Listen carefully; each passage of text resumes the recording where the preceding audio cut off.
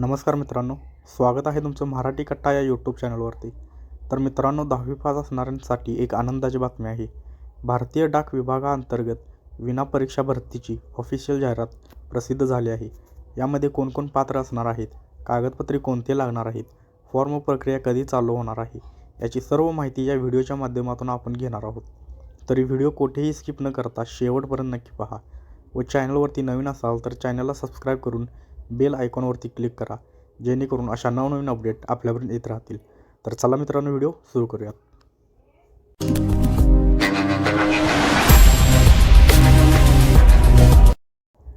भारतीय डाक विभागाअंतर्गत घेण्यात येणारी भरती प्रक्रिया 2026ची ऑफिशियल जाहिरात आली आहे.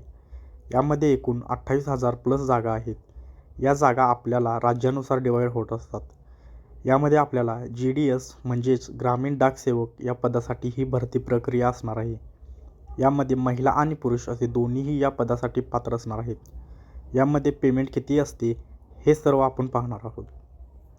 तर बघा, या भरतीचे जे ऑर्गनायझेशन केले आहे ते इंडिया पोस्ट ऑफिसने केले आहे. यामध्ये आपल्याला GDS, BPM, ABPM अशा प्रकारचे पदे असणार आहेत. या सर्व मिळून 28,000पेक्षा जास्त जागा असणार आहेत आणि यासाठी आपल्याला फक्त आणि फक्त ऑनलाईनच ॲप्लिकेशन करायला लागणार आहे. हे फॉर्म भरण्यासाठी आपल्याला त्यांची जी काही फीज असणार आहे ती तुम्ही इथे द्यायची आहे. यामध्ये जनरल आणि OBCसाठी 100 रुपये फीज आहे आणि SC, ST आणि महिला यांच्यासाठी इथे कोणतीही फीज ठेवण्यात आलेली नाही. ही जी फीज आहे ती इथे आपल्याला फक्त ऑनलाईन स्वरूपात स्वीकारली जाणार आहे. त्यानंतर आपल्याला इथे स्टार्टिंग पेमेंट 32,000 पासून सुरू आहे. गव्हर्नमेंट ऑफ इंडियाची जी नोकरी असल्यामुळे पेमेंटसुद्धा जास्त दिलेली असते.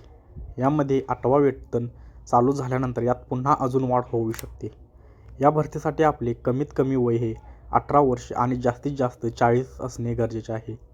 यामध्ये कास्टनुसार आपल्याला वयामध्ये सूट दिलेली असते.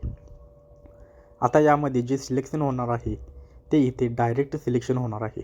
यामध्ये तुमची कोणतीही एक्झाम होणार नाही.